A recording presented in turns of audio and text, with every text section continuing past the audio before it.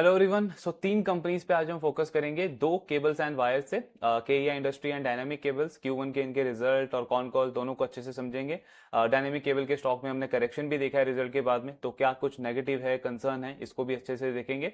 And इसके साथ में टाइमेक्स का रिजल्ट आया है कल Q1 का, तो उसको भी शॉर्ट में डिस्कस करेंगे। कंपनी का कॉन कॉल कुछ ज्यादा होता नहीं है, तो जो शॉर्ट में हमको समझ में आएगा कि आगे का कैसा आउटलुक लग रहा है, कैसी अपॉर्चुनिटी लग रही है, ये सारी चीजें डिस्कस करेंगे। सो केईआई इंडस्ट्री से स्टार्ट करते हैं। केईआई इंडस्ट्री, आई मीन अगर आप उनके नंबर्स वगैरह देखोगे Q1 में जो उन्होंने नंबर्स रिपोर्ट करे हैं ओवरऑल, तो 25% की ग्रोथ है कंपनी के रेवेन्यू में। पॉलीकैप जो इनका कॉम्पिटिटर है, उसका भी अगर आप कंसोलिडेटेड ग्रोथ देखोगे तो सेम है, 25 से 26% का ग्रोथ है टॉप लाइन में, मतलब बिल्कुल उसी के अकॉर्डिंग इनका भी नंबर आया, परफॉर्मेंस आया है। इबिटा मार्जिन में थोड़े से इंप्रूवमेंट देखने को मिले हैं और ऑपरेटिंग लेवरेज भी मिला है कंपनी को। इबिटा 28% से ग्रो किया है, पैट कंपनी का 30% से ग्रो किया है वाई लेवल पे। अब एक चीज हमको समझना होगा कि अनलाइक पॉलीकैब और आर काबिल, केईआई इंडस्ट्री जो है वो एफएमईजी सेगमेंट में डील नहीं करता है, मतलब वो फैन वगैरह, गीजर वगैरह ये सब कंपनी नहीं बनाती है। इनका मेन बिजनेस केबल और वायर का ही है। लेकिन ये कंपनी ईपीसी सेगमेंट के अंदर है, और इस कंपनी का एक और सेगमेंट है SS wire, stainless steel wire का। तो आई मीन अगर मैं इनका सिर्फ केबल और वायर बिजनेस को कंपेयर करूं पॉलीकैब के केबल और वायर बिजनेस के साथ में, तो इस कंपनी ने एक्चुअली में पॉलीकैब को आउट परफॉर्म किया है। 32% का ग्रोथ इन्होंने रिपोर्ट किया है अपने केबल्स एंड वायर वाले सेगमेंट में। पॉलीकैब का केबल एंड वायर का सेगमेंट में 31% का ग्रोथ है। अगर दोनों बिजनेस को सिर्फ उनके मेन बिजनेस के साथ में कंपेयर करना है, तो वहां पे केईआई एक्चुअली थोड़ा सा बेटर करता हुआ दिखा है पॉलीकैब के कंपैरिजन में। हाँ, कंसोलिडेटेड में दोनों सेम दिखेंगे आपको, 25-26% का ग्रोथ। बिकॉज इनका ये जो ईपीसी का रेवेन्यू है, इसमें अगर आप देखोगे तो 131 से रेवेन्यू 61 करोड़ हो गया, मतलब ऑलमोस्ट आधे से भी कम इसमें डिक्लाइन देखने को मिल गया। दूसरा आपका एसएस वायर का जो सेगमेंट है, इसका सेल्स फ्लैट रहा वाई लेवल पे। ईपीसी में एक तो ये कंपनी खुद भी उसको थोड़ा सा उसका कंट्रीब्यूशन कम करने को देख रही है। दूसरा, लास्ट ईयर इनको Q1 में एक एक्सपोर्ट में बड़ा ऑर्डर मिला था, तो बेस ज्यादा था, हाई था, उसकी वजह से ये इम्पैक्ट देखने को मिला है। तो इन दोनों सेगमेंट में क्योंकि नेगेटिव ग्रोथ और फ्लैट ग्रोथ रहा रेवेन्यू का, इसीलिए हमको कंसोलिडेटेड ग्रोथ केईआई का सिर्फ 26% दिख रहा है। अदरवाइज जो मेन बिजनेस है उसमें इन्होंने पॉलीकैब को आउट परफॉर्म किया है, 32% का ग्रोथ रिपोर्ट किया है। तो ये ओवरऑल नंबर्स हैं केईआई के, अच्छे नंबर्स रिपोर्ट करे हैं। रेवेन्यू में ग्रोथ भी है और ऑपरेटिंग लेवरेज भी मिला है कंपनी को। अब इनका कॉन कॉल जल्दी से समझते हैं कि मैनेजमेंट आगे का कैसा आउटलुक दे रहा है। सो सबसे पहले आई मीन अगर इनका ऑर्डर बुक देखोगे आप, तो 3921 करोड़ का टोटल ऑर्डर बुक है इस कंपनी के पास में, जिसमें से 2150 करोड़ जो है वो केबल का ऑर्डर बुक है डोमेस्टिक के लिए। डोमेस्टिक में कंपनी के पास में 2140 का ऑर्डर बुक है, यानी मोर देन 55-60% का जो ऑर्डर बुक है वो कंपनी के पास में डोमेस्टिक साइड से। दूसरा, इन्होंने क्यूआईपी में फंड रेज किया था लास्ट ईयर, लगभग नवंबर के अराउंड इन्होंने फंड रेज किया था 2000 करोड़ का। उसमें से अभी भी 900 करोड़ के आसपास अप्रोक्सीमेटली कंपनी के पास अनयूटिलाइज्ड फंड्स हैं।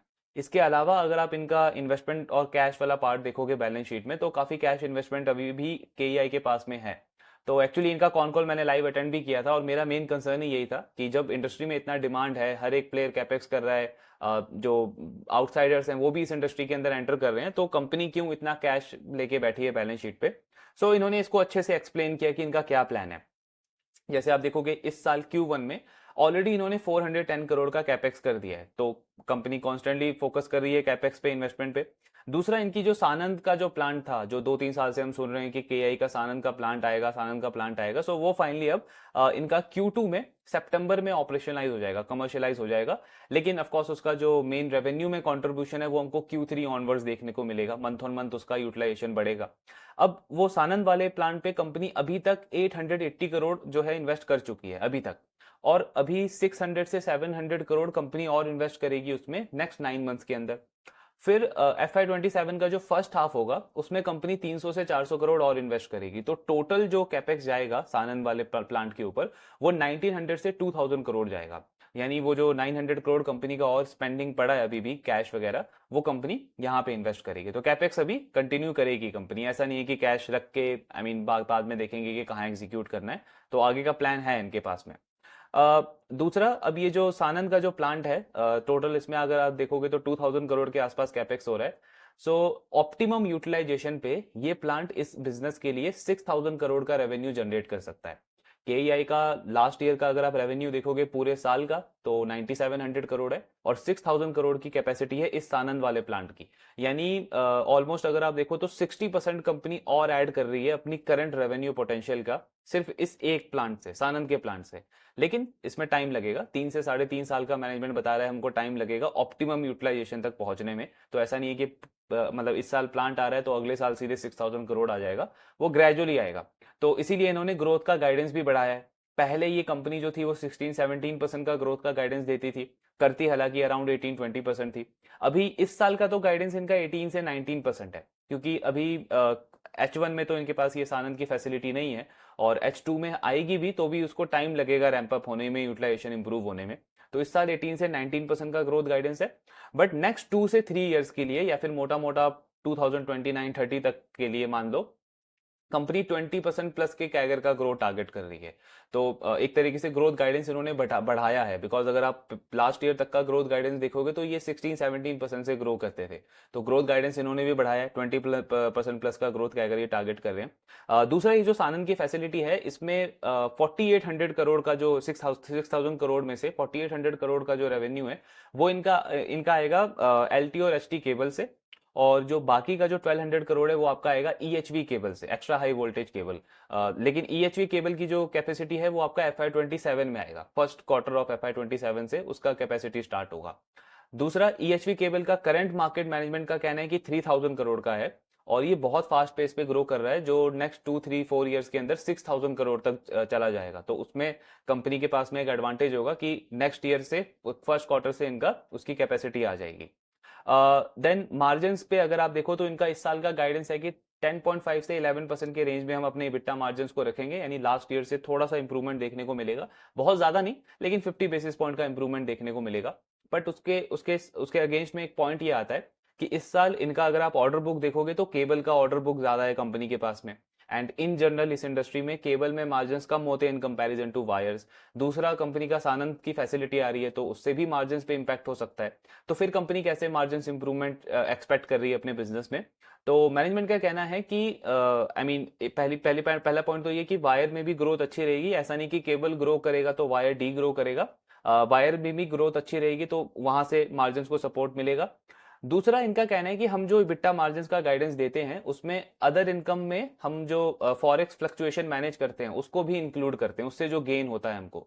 बिकॉज कंपनी का कहना है कि वो हमारे बिजनेस का मेन ऑपरेशन का पार्ट है, हम कोई ट्रेजरी गेन या फिर इन्वेस्टमेंट से रिटर्न आ रहा है वो सारी चीजें ऐड नहीं करते हैं, वो तो अलग है, वो नॉन ऑपरेशन है। लेकिन जो फॉरेक्स फ्लक्चुएशन हम जो मैनेज करते हैं उससे जो गेन होता है हमारे बिजनेस को, वो वाला पार्ट हम ऐड करते हैं। तो उसको ऐड करके कंपनी 11%, 10.5 से 11% का EBITDA मार्जिन गाइड कर रही है फॉर FY26।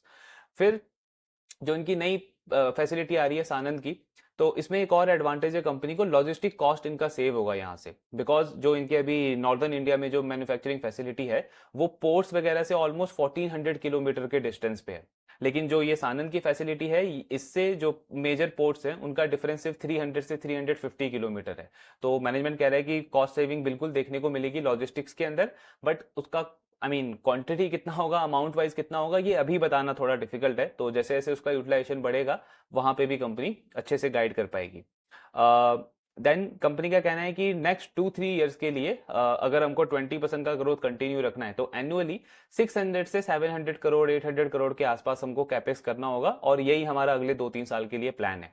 सो वही उस चीज पे ही हमको क्लैरिटी मिल गया कि ऐसा नहीं है कि कैश लेके बैठने वाला प्लान है इनका, कोई कंपनी 2-3 साल के लिए प्लान कर रही है। प्लस इन्होंने और लैंड वगैरह एक्विजिशन किए हैं फ्यूचर कैपेक्स के लिए। तो ये कह रहे हैं कि एक बार ये जो सानंद की फैसिलिटी है ये स्टार्ट हो जाए, उसका यूटिलाइजेशन पिकअप करना स्टार्ट कर दे, देन हम और जो हमारे पास लैंड पार्सल्स वगैरह अवेलेबल हैं उस पर इन्वेस्टमेंट करेंगे, उस पर और फ्यूचर का कैपेक्स करेंगे। अगर हम इनका एक्सपोर्ट का बिजनेस देखें तो अभी ग्रोथ काफी अच्छी है कंपनी की एक्सपोर्ट में, और इनका टारगेट है नेक्स्ट 2-3 ईयर्स के अंदर 17 से 20% जो इनका रेवेन्यू है वो एक्सपोर्ट से आएगा। इन्होंने डायरेक्टली गाइड नहीं किया लेकिन हमको पता है कि एक्सपोर्ट में मार्जिन अच्छे होते हैं। कंपनी ने बोला है कि इनका 0.5% जो मार्जिन है वो बेटर है एक्सपोर्ट के अंदर in comparison to domestic business. तो जैसे जैसे आपका एक्सपोर्ट का शेयर बढ़ता जाएगा ये भी एक लीवर अवेलेबल है KEI के पास में कि इनके मार्जिन इंप्रूव हो सकते हैं एक्सपोर्ट रेवेन्यू की वजह से भी। एक्सपोर्ट में ये कंट्री अभी US पे कम फोकस करती है, और आपके जो बाकी की जो वेस्टर्न कंट्रीज है, ऑस्ट्रेलिया वगैरह, वहां पे कंपनी का अच्छा रेवेन्यू ग्रो कर रहा है। ऑस्ट्रेलिया में हमने पॉलीकैब के कॉन कॉल में डिस्कस किया था कि वहां पे चाइना को एक एडवांटेज है बिकॉज उनका वो जीरो टैरिफ वाला डील है ऑस्ट्रेलिया के साथ में। लेकिन केईआई कह रहा है कि हम ऑस्ट्रेलिया में लास्ट 10-11 ईयर से ग्रो कर रहे हैं और हमारा अच्छा मार्केट वहां पे बन चुका है। सो इवन दो चाइना वहां पे अवेलेबल है, लेकिन हमारा बिजनेस वहां पे अच्छे पेस पे ग्रो कर रहा है। प्लस यूएस में भी कंपनी कह रही है कि ये जो आप अनसर्टेनिटी देख रहे हो ये नियर टर्म है, ये सिर्फ नेक्स्ट 2-3 मंथ्स के लिए। तो एक बार ये टैरिफ वाला पूरा कंसर्न जब क्लियर हो जाएगा तो आप देखोगे यूएस भी पिकअप करेगा। बिकॉज सबसे बड़ा एडवांटेज कॉस्ट का है इंडियन प्लेयर्स के पास में, अगर आप बाकी कंट्रीज के साथ कंपेयर करोगे तो वो चीज़ तो हमेशा रहेगी। तो वो हमारे फेवर में प्ले करेगी और प्रोडक्ट अप्रूवल वगैरह के लिए कंपनी काम कर रही है वहां पे। तो यूएस में भी ये एग्रेसिव है, ऐसा नहीं कि यूएस से ये डी ग्रो करने को देख रहे हैं। इनका कहना है 2-3 मंथ्स की अनसर्टेनिटी है, एक बार उस पर क्लियर हो जाएगा सो वहां भी अच्छा ग्रोथ देखने को मिलेगा हमको। तो मेनली अगर हम देखें कौन कौन इनका, हाँ मेन पार्ट तो यही है। ग्रोथ का कंपनी 20% से ज्यादा का टारगेट कर रही है इस साल के लिए, सॉरी नेक्स्ट 2-3 ईयर्स के लिए। इस साल 18-19% का ग्रोथ रहेगा और मार्जिन में आपका 0.5% का इंप्रूवमेंट का गाइडेंस है। तो नंबर्स अच्छे हैं कंपनी के। अब अगर इनका आप करंट पी देखोगे तो 50 के आसपास है और फॉरवर्ड पी अगर हम कंजर्वेटिवली 20% का ग्रोथ लेकर के चले बॉटम लाइन में तो आपका 43-44 के आसपास आता है। पॉलीकैब का फॉरवर्ड पी अराउंड आपका 35 आता है बेस्ट केस सिनेरियो में। On a base case scenario 40 के आसपास उसका भी फॉरवर्ड पी आता है। सो दोनों ऑलमोस्ट सेम ही डील लग रही है। 40-50 का पी रेंज है दोनों दोनों स्टॉक का। ग्रोथ 20% के आसपास है क्योंकि पॉलीकैब ने भी ये नहीं बोला है कि हमारे जो मार्जिन है वो इस लेवल पे मेंटेन रहेंगे। उन्होंने भी जो गाइडेंस है वो 11 से 13% का दिया है। सो वो देखना पड़ेगा हमको आने वाले क्वार्टर्स में कैसा रहता है। तो ऑलमोस्ट दोनों डील देखोगे आप तो सेम ही लगती है। अब फोकस करते हैं दूसरे प्लेयर पे, डायनामिक केबल्स पे। सो डायनामिक केबल्स का अगर आप देखोगे तो अनलाइक केईआई, पॉलीकैब, ये कंपनी ना तो एफएमईजी के अंदर है और आई थिंक ईपीसी के अंदर भी नहीं है। प्लस ये कंपनी बी टू बी में प्ले करती है, प्योरली बी टू सी का कोई सेगमेंट नहीं है इस कंपनी का। सो इनके अगर आप रिजल्ट देखोगे Q1 के, तो कंपनी के जो रेवेन्यू है उसमें 26% की ग्रोथ है, अच्छी ग्रोथ रिपोर्ट करी है। ऑपरेटिंग प्रॉफिट में 23% का ग्रोथ है बिकॉज अनलाइक पॉलीकैब और केईआई इनके मार्जिन्स में कुछ वैसा बड़ा एक्सपेंशन इंप्रूवमेंट देखने को नहीं मिला है, स्टेबल मार्जिन है लास्ट ईयर की तरह। स्टिल कंपनी का पैट 57% पे ग्रो किया है बिकॉज अगर आप इनका ये फाइनेंस कॉस्ट देखोगे तो ये ऑलमोस्ट आधा हो गया है लास्ट ईयर से। तो डी लेवरेजिंग कर रही है कंपनी, डेट कम कर रही है जिसका एडवांटेज इनको बॉटम लाइन में मिला है और 57% का ग्रोथ है कंपनी के पैट के अंदर। ऑर्डर बुक इस कंपनी का 734 करोड़ है and I think last year के कंपैरिजन में इसमें भी 50% प्लस की ग्रोथ है अगर ऑर्डर बुक की बात करें ओवरऑल। सो नंबर्स अच्छे रिपोर्ट करें डायनामिक केबल में। नेगेटिव पॉइंट इनके रिजल्ट में यही है कि रेवेन्यू इस कंपनी का जो ग्रो किया है वो 26% से ग्रो किया है, जबकि जो इनके लार्जर पीयर्स हैं पॉलीकैब, केईआई, उन्होंने मोर देन 30% का ग्रोथ किया है केबल के बिजनेस में और कंसोलिडेटेड उनका भी ग्रो 26% है, जबकि बेस उनका बहुत बड़ा है in comparison to dynamic cable. तो यही एक नेगेटिव पॉइंट जाता है डायनामिक के साथ में। अदरवाइज अगर हम देखें तो नंबर्स इन्होंने अच्छे रिपोर्ट करे हैं, मार्जिन में एक्सपेंशन नहीं हुआ है, स्टिल कंपनी का पैट जो है वो 57% से ग्रो किया है। सो ये ओवरऑल नंबर्स हैं। डायनेमिक का कॉन कॉल डिस्कस करते हैं फटाफट से। छोटा कॉन कॉल है इनका, ज्यादा बड़ा कॉन कॉल नहीं है। गाइडेंस वगैरह तो मेन हमको पता ही है कंपनी का। तो इनका अगर आप ऑर्डर बुक अभी जो देखोगे जो कंपोजिशन है, तो एक तो मैनेजमेंट ने ये क्लियर किया है कि ऑर्डर बुक में ना ये डिपेंड नहीं करता है कि आई मीन ये इस पे डिपेंड नहीं करता है कि लो वोल्टेज का केबल का ऑर्डर कितना है, हाई वोल्टेज केबल का ऑर्डर कितना है, मार्जिन इस पे डिपेंड नहीं करता है। मार्जिन हमारा डिपेंड करता है ओवरऑल प्रोडक्ट स्पेसिफिक एप्लीकेशन पे कि आई मीन कितनी वॉल्यूम का ऑर्डर है और जो उसमें रॉ मटेरियल यूज हो रहा है वो कौन से रॉ मटेरियल यूज हो रहे हैं, ये सारे स्पेसिफिक चीजों पे डिपेंड करता है कि मार्जिन हमारे कितने होंगे उस प्रोडक्ट को लेकर के। इसमें से ये 734 करोड़ में से 15% जो इनका ऑर्डर है वो एक्सपोर्ट का है और 85% ऑर्डर कंपनी का डोमेस्टिक मार्केट से है। एक्सपोर्ट में ये कंपनी अभी वेस्टर्न कंट्रीज के अंदर नहीं है, यूएस के अंदर अभी इनका कोई एक्सपेंशन ही नहीं है, तो इनको टैरिफ वगैरह से कोई अभी रिस्क नहीं है, कोई अनसर्टेनिटी नहीं है इनके बिजनेस को।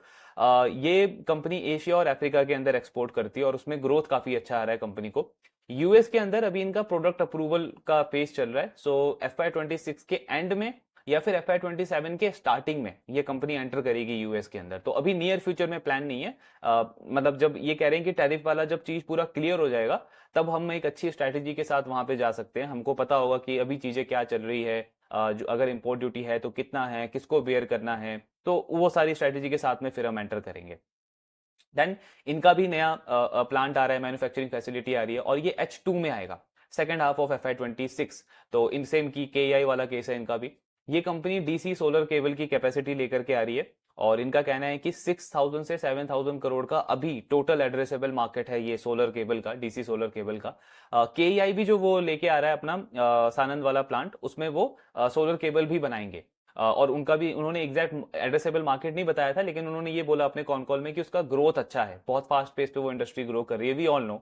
और ये कंपनी ने 6 से 7,000 करोड़ का उसका एड्रेसेबल मार्केट बताया है। प्लस ये और KEI दोनों का कहना है कि इस फैसिलिटी में हम ई बीन एक फैसिलिटी होता है इस मैन्युफैक्चरिंग प्लांट के अंदर, तो वो ई बीन फैसिलिटी हम लेकर के आ रहे हैं। ये क्या करता है, आपके जो केबल्स होते हैं उसको और रोबस्ट करता है, लॉन्ग लास्टिंग होता है। और ये एक्चुअली इनको उनके क्लाइंट्स की तरफ से एक रिक्वेस्ट की गई थी, एक फीडबैक दिया गया था। सो ये ई बीन फैसिलिटी ये दोनों कंपनीज KEI और डायनामिक केबल इन्होंने इस करंट मैन्युफैक्चरिंग प्लांट के अंदर ऐड किया है। देन इसके साथ में अगर हम इनका ऑर्डर एग्जीक्यूशन देखें, जो ये 734 करोड़ का ऑर्डर है, तो मैनेजमेंट का कहना है कि नेक्स्ट 6 से 9 मंथ्स में हमारा ये ऑर्डर एग्जीक्यूशन होना चाहिए। तो इसके इसके आई मीन इसके अकॉर्डिंग अगर आप देखोगे Q1 में जो इनका रेवेन्यू है, सो करंट प्लांट की इनकी जो कैपेसिटी है वो 1100 से 1200 करोड़ है। तो लास्ट ईयर कंपनी ने 1025 करोड़ का रेवेन्यू किया था। इसीलिए डायनामिक केबल के लिए जरूरी था कि इनका ये जो नया प्लांट है ये जल्दी ऑपरेशनलाइज हो, जो अब एक्सपेक्टेड H2 में हो जाएगा, बिकॉज इंक्रीमेंटल रेवेन्यू ग्रोथ वहीं से आएगा। तो कंपनी का 2 से 3 क्वार्टर का ये रेवेन्यू विजिबिलिटी है इस ऑर्डर बुक का। देन इनका अगर आप सीक्वेंशियल रेवेन्यू डिक्लाइन देखोगे ना, तो KEI और पॉलीकैब से ज्यादा है। 21% से इस कंपनी का रेवेन्यू डी ग्रो हुआ था लास्ट क्वार्टर के कंपैरिजन में। सो इनको ये पूछा गया कि क्या ये सीजनल है? बिल्कुल ही, बिकॉज इन बिजनेसेस के लिए Q4 अच्छा होता है और Q1 थोड़ा सा वीक होता है। तो कंपनी का कहना है कि प्योरली सीजनल है, बिकॉज कई बार क्या होता है कि Q4 में जो अच्छा स्ट्रॉन्ग क्वार्टर है, उसमें जितना आपके पास ऑर्डर होता है, आप कई बार सीजन अच्छा होने की वजह से उससे बेटर एग्जीक्यूट कर देते हो, तो इसीलिए नेक्स्ट क्वार्टर का बेस थोड़ा सा लो हो जाता है। अदरवाइज ये प्योरली सीजनल चीजें, इसमें कुछ ऐसा प्रॉब्लम नहीं है बिजनेस के अंदर। मार्जिन का क्या आउटलुक है? हमने देखा पॉलीकैब को तो वो सेम रेंज दिया है 11 से 13%। KEI हल्का सा इंप्रूवमेंट एक्सपेक्ट कर रहा है। इस कंपनी का मार्जिन बिल्कुल स्टेबल है, 10 से 10.5% का गाइडेंस है इनका। ये कह रहे हैं अभी भी इतना ही हम एक्सपेक्ट कर रहे हैं, नेक्स्ट 2 से 3 इयर्स के अंदर भी मार्जिन एक्सपेक्टेशन इतना ही है। हाँ, अगर बीच में सेल्स मार्केटिंग कॉस्ट हमारी बढ़ती है और हमको लग रहा है कि मार्जिन पे इंपैक्ट पड़ रहा है, तो हम उसको प्रोडक्ट मिक्स से या ज्योग्राफी मिक्स से चेंज कर सकते, मतलब कंट्रोल कर सकते हैं। लेकिन मार्जिन का गाइडेंस यही दिया है कंपनी ने, 10 से 10.5%। इनकी जो नई कैपेसिटी आ रही है H2 में, उसका रेवेन्यू पोटेंशियल कितना है? सो कंपनी कह रही है इसमें हमने 35 करोड़ का कैपेक्स किया है टोटल, और इसमें कंपनी 6 से 7 टाइम का रेवेन्यू जनरेट करने की कैपेसिटी देखती है। मतलब कि 35 करोड़ का कैपेक्स है तो 200 करोड़ से 250 करोड़ तक का कंपनी रेवेन्यू इस वाले प्लांट से जनरेट कर सकती है। तो 1200 करोड़ के आसपास की करंट कैपेसिटी है। टोटल रेवेन्यू पोटेंशियल इस बिजनेस का 15-1600 करोड़ का हो जाता है। तो FY26 और कुछ पार्ट ऑफ FY27 कंपनी अच्छे पेस से ग्रो कर सकती है इस नए प्लांट के ऑपरेशनलाइज होने से। और इनका कहना है कि आई मीन रादर देन आप हमको इस बेसिस पे जज करो कि हमारा यूटिलाइजेशन कैसे पिकअप कर रहा है, जो ऑर्डर बुक है और उसकी जो विजिबिलिटी है एग्जीक्यूट करने की, वो आपको अच्छा आइडिया देगा कि हमारा रेवेन्यू किस पेस से ग्रो करेगा। तो जैसे हमने 734 करोड़ का आपको ऑर्डर बुक दिया है जो नेक्स्ट 6 से 9 मंथ्स में एग्जीक्यूट होना चाहिए, तो आप आइडिया लगा सकते हो कि हमारा रेवेन्यू बेस कैसा हो सकता है नेक्स्ट 6 से 9 मंथ्स के अंदर। इनके पास भी और लैंड वगैरह अवेलेबल है। तो एक तो इनका जो जयपुर के अंदर ही जो प्लांट है उसी के साथ में लैंड अवेलेबल है कंपनी के पास में। सो अगेन इनका भी वही सेम कमेंट्री है कि जब ये प्लांट हमारा कमर्शियलाइज हो जाएगा पूरी तरीके से, उसके बाद हम फ्यूचर कैपेक्स देखेंगे। अभी बैकवर्ड इंटीग्रेशन तो नहीं, लेकिन हाँ रिसर्च R&D कंपनी का चल रहा है कुछ नए प्रोडक्ट्स को लेकर के, लेकिन अभी इन्वेस्ट करेगी नहीं। जब ये प्लांट एक बार अच्छे से यूटिलाइज हो जाएगा तब कंपनी फ्यूचर कैपेक्स करेगी। कितना टाइम लगता है इस कंपनी को? जैसे आज अगर इन्होंने कोई कैपेक्स स्टार्ट किया किसी नए प्रोडक्ट के ऊपर, तो उसको उसको पूरा कंप्लीट करने में और यूटिलाइजेशन स्टार्ट करने में, कमर्शियलाइज करने में कितना टाइम लगता है? तो मैनेजमेंट का कहना है कि ये एक्चुअली डिपेंड करता है उस प्रोडक्ट के ऊपर, किस प्रोडक्ट का प्लांट लेकर के हम आ रहे हैं, क्योंकि गवर्नमेंट से भी हमको उसके अकॉर्डिंग अप्रूवल लेना पड़ता है। तो 7 मंथ से लेकर के 18 मंथ्स तक का टाइम लगता है ऑन एन एवरेज।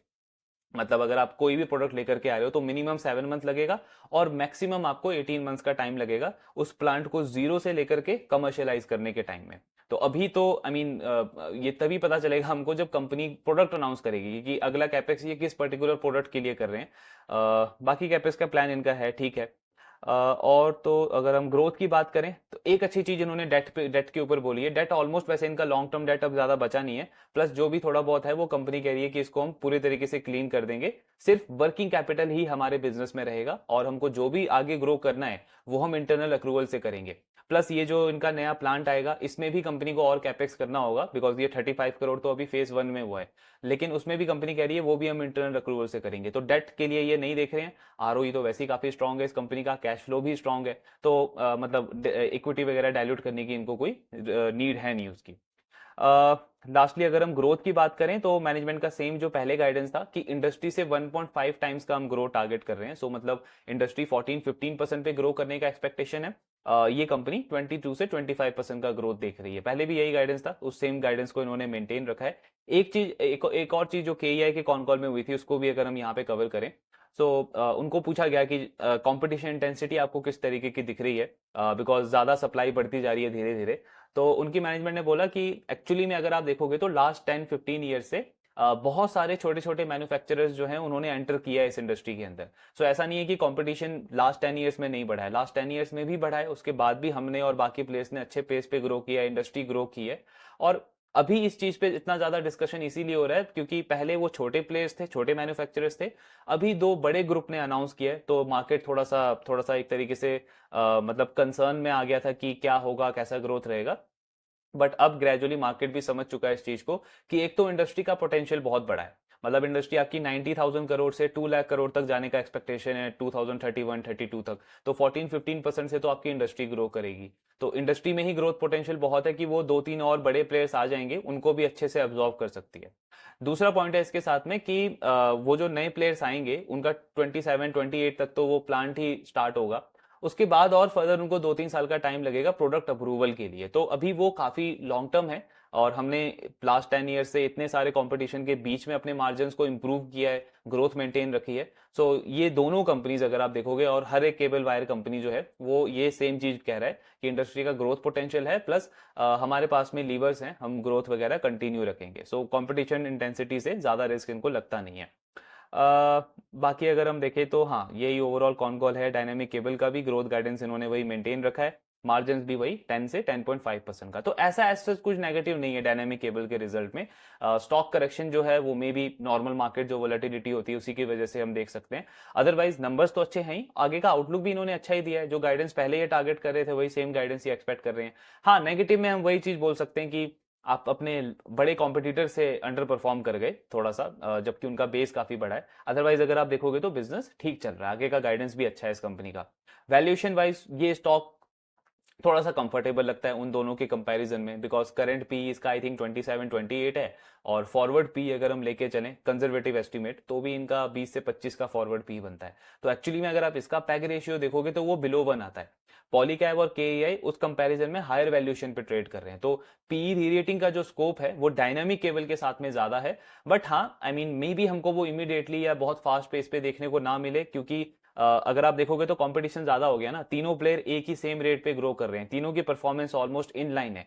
तो मार्केट किसको ज्यादा रिवॉर्ड करेगा, कितना जल्दी रिवॉर्ड करेगा, ये कहना थोड़ा सा यहाँ पे डिफिकल्ट है।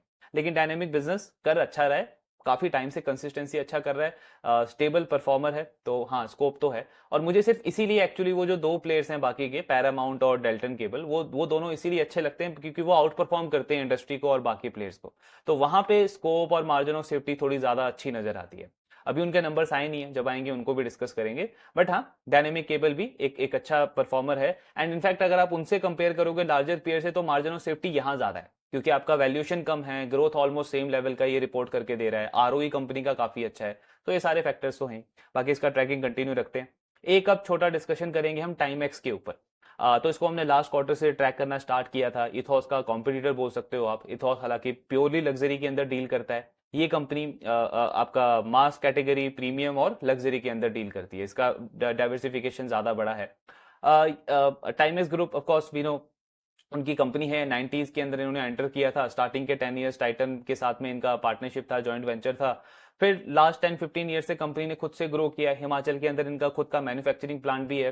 अनलाइक इथॉस तो सारा जो है वो आपका बाहर से लेकर के आता है लग्जरी वॉचेस को, जो पेरेंट कंपनी के साथ में उसका रिलेशनशिप है, बड़ी वॉच रिटेलर्स कंपनी का, उसको वो लेवरेज करता है उस रिलेशनशिप को। ये कंपनी खुद डिजाइन करती है, खुद मैन्युफैक्चर करती है, रिटेलिंग करती है। इन्होंने सबसे बड़ा चेंज क्या किया था, अपना चैनल चेंज किया था, मतलब रिटेलिंग का। पहले ये कंपनी एमबीओस पे ज्यादा फोकस करती थी, लास्ट कुछ टाइम से ये लग्जरी आउटलेट्स इन्होंने ज्यादा ओपन करने स्टार्ट किए, तो वहां से ग्रोथ पिकअप होनी स्टार्ट हुई। दूसरा इन्होंने क्या किया, यूथ को टारगेट करने के लिए, जेंजी को टारगेट करने के लिए, जो आपके सोशल मीडिया के इन्फ्लुएंसर्स होते हैं, उनके साथ में इन्होंने टाई अप किया, अपने नए नए ब्रांड्स लॉन्च किए, और वहां से एक और अच्छा रिस्पॉन्स मिला कंपनी को। तीसरा, ई कॉमर्स चैनल पे कंपनी ने पेनेट्रेट किया, जितने भी आपके अमेजोन वगैरह जो भी हैं, बिग बास्केट वगैरह, उन सब पे, बिग बास्केट तो खैर आपका क्विक कॉमर्स में आ गया, ई कॉमर्स में जितने भी प्लेयर्स हैं, टाटा क्लिक वगैरह, सब जगह इन्होंने पेनेट्रेट किया। और ई कॉमर्स एक्चुअली में इस कंपनी के लिए बहुत अच्छे रेवेन्यू जनरेट कर रहा है। लास्ट अगर आप हर एक क्वार्टर का डेटा देखोगे, तो इस कंपनी का ई कॉमर्स से 70% 80% के रेट से रेवेन्यू ग्रो कर रहा है। इस क्वार्टर में भी ई कॉमर्स वाला जो चैनल है, उसमें 102 या 103% की रेवेन्यू ग्रोथ देखने को मिली है। एंड एक और चीज इन्होंने ऐड करी है, डिफेंस कैंटीन, डिफेंस के जो कैंटीन्स वगैरह होते हैं, उसमें भी इन्होंने पेनेट्रेट किया है, और वहां से भी कंपनी को अच्छा रिस्पॉन्स आ रहा है। तो मतलब हम ये बेसिकली डिस्कस कर रहे हैं कि लास्ट कुछ टाइम में जो भी नई स्ट्रैटेजी, नई चीजें कंपनी ने अडॉप्ट करी है, उसमें इनको बहुत अच्छा रिस्पॉन्स देखने को मिल रहा है, ग्रोथ वगैरह काफी अच्छी है। अब नंबर्स की बात करें तो इस क्वार्टर में कंपनी का 55% का ग्रोथ है, टॉप लाइन के अंदर सेल्स में 55% का ग्रोथ है। ऑफ कोर्स उसमें थोड़ा सा एडवांटेज लो बेस का भी मिला है, क्योंकि लास्ट ईयर Q1 में आपका जनरल इलेक्शन था, हीट वेव था, तो जनरली जो रिटेलर्स हैं उनका बिजनेस इंपैक्ट हुआ था। इस कंपनी का भी सिर्फ 1-2% का ग्रोथ था, लेकिन स्टिल अगर बेस लो भी था, फिर भी 55% का ग्रोथ बहुत ज्यादा है। क्योंकि अगर आप सिक्वेंशियली भी कंपेयर करोगे Q4 के कंपैरिजन में, तो भी 25% का ग्रोथ है इस कंपनी का, क्वार्टर ऑन क्वार्टर, तो बहुत बहुत सॉलिड ग्रोथ नंबर रिपोर्ट किया है। मार्जिन में तो सुपर एक्सपेंशन है, मतलब इबिटा मार्जिन 4% थे, अभी आई थिंक 13 या 14% के इबिटा मार्जिन है कंपनी के। और इसकी वजह से आप पैट देखोगे इनका, तो 7 टाइम ग्रो कर गया है। 2 करोड़ के आसपास का पैट था लास्ट ईयर, अभी इन्होंने 14 करोड़ का पैट रिपोर्ट किया, 14-15 करोड़ का इनफैक्ट पैट रिपोर्ट किया, मोर देन 7 टाइम्स। तो बहुत बहुत आउटस्टैंडिंग नंबर्स इन्होंने रिपोर्ट करे हर एक एंगल से। ये कॉन कॉल नहीं करते हैं, ये थोड़ा सा ड्रॉबैक है, वरना हमको और अच्छा क्लैरिटी मिलता, कन्विक्शन और स्ट्रांग होता है इस बिजनेस के ऊपर। लेकिन मैनेजमेंट ने जो प्रेस रिलीज किया, उसमें उन्होंने यही बताया कि एक तो जो इनका गैस करके जो ब्रांड है, उसमें ये ज्वेलरी, फैशन ज्वेलरी सेगमेंट के अंदर भी उसमें ये एंटर कर रहे हैं। दूसरा, मैनेजमेंट का कहना है कि जो करंट ग्रोथ मोमेंटम चल रहा है, उसको हम कंटिन्यू रखने को लेकर के कॉन्फिडेंट है। मतलब ये नहीं एग्जैक्टली बोला उन्होंने कि 50% का ही ग्रोथ रहेगा, बट जो डिमांड, जो बिजनेस मोमेंटम चल रहा है, उसको लेकर के वो काफी कॉन्फिडेंट है, ऑप्टिमिस्ट है कि ये मोमेंटम आगे कंटिन्यू रहना चाहिए। और क्विक कॉमर्स में इन्होंने लास्ट क्वार्टर से स्टार्ट किया था, तो अभी उस पर और फर्दर अपडेट नहीं आया है, लेकिन वो भी होपफुली आगे चल के इनके लिए सेल्स में कंट्रीब्यूट करना स्टार्ट करेगा, अच्छा रेवेन्यू कंपनी वहां से भी जनरेट करेगी। तो यही नंबर्स है टाइमक्स के। अब इनका एक्चुअली में अगर आप करंट पी देखोगे ना, तो वो सडनली कम हुआ है स्टॉक से, मतलब रिजल्ट से पहले इनका पी 70 चला गया था। हमने जो स्टॉक को डिस्कस किया था, अराउंड 170-180 था लास्ट क्वार्टर में। उसके बाद एक सॉलिड री रेटिंग देखने को मिली, 270-280 तक स्टॉक गया। फिर प्रोमोटर्स ने क्योंकि ओएफएस किया, तो स्टॉक में करेक्शन आया, और उसके बाद भी पी इसका 70 था। लेकिन जैसे इनका रिजल्ट आया, क्योंकि अर्निंग में इतना सॉलिड ग्रोथ देखने को मिला, तो करंट पी स्टॉक का 48-50 के आसपास आ गया। अब ये 50% से ग्रो कर रहे हैं, और कंजर्वेटिवली अगर आप इनका 30-35% का भी बॉटम लाइन का ग्रोथ लोगे, मतलब वैसे तो बिजनेस 50% पे ग्रो कर रहा है, हर एक क्वार्टर में ग्रोथ बढ़ता जा रहा है, 20% से 30, then 40, then 50, but on a conservative side अगर हम 30% का भी बॉटम लाइन का ग्रोथ एक्सपेक्ट करें नेक्स्ट 3 क्वार्टर्स के लिए, तो भी इनका जो फॉरवर्ड पी है वो 40 के आसपास आता है। सो इथोस से बहुत हाई पेस पे ये लोग ग्रो कर रहे हैं। इथोस को थोड़ा सा स्ट्रगल चल रहा है, उनके नए स्टोर्स वगैरह जो वो काम कर रहे थे उसमें। होपफुली इथोस का भी ग्रोथ थोड़ा बढ़ना चाहिए इस क्वार्टर के अंदर, लेकिन स्टिल इतना 40-50% का ग्रोथ एक्सपेक्टेड नहीं है, और प्लस इतना स्ट्रॉन्ग ऑपरेटिंग लिवरेज भी एक्सपेक्टेड नहीं है इथोस से। तो क्लियरली वहां पे तो आउट परफॉर्मेंस है। एंड जो हमने लास्ट क्वार्टर में डिस्कस किया था टीना फैक्टर, कि देर इज नो अल्टरनेटिव, तो जब इथोस का ग्रोथ स्लो हो गया है, टाइमेक्स का ग्रोथ का पेस बढ़ गया है, मार्जिन में एक्सपेंशन है, ऑपरेटिंग लिवरेज है, तो यही सारी तो चीजें चाहिए होती है एक स्टॉक को री रेटिंग होने के लिए, जो पहले भी हुआ। लेकिन अब क्योंकि वैल्यूएशन नीचे की तरफ आ चुका है, 40 का फॉरवर्ड पी है अभी भी, तो री रेटिंग का अपॉर्चुनिटी तो अभी भी बहुत सॉलिड लगता है स्टॉक के अंदर। वही वही एक ड्रॉबैक है कि कॉन कॉल नहीं करती मैनेजमेंट, वरना और कॉन्फिडेंस बढ़ता। बट अगर अदरवाइज आप देखोगे तो सारी चीजें ये कंपनी जो है वो टिक करती है, एक अच्छे डायरेक्शन में है, ब्रांड अच्छा है, प्रीमियमाइजेशन पे ये प्ले कर रहे हैं, ग्रोथ अच्छा आ रहा है। सो हाँ, री रेटिंग की अपॉर्चुनिटी तो है, बाकी इसका ट्रैकिंग कंटिन्यू रखेंगे। सो ये ओवरऑल डिस्कशन था इन तीनों बिजनेसेस के ऊपर। आपके जो डाउट्स हैं शेयर करते रहिए। Thank you very much.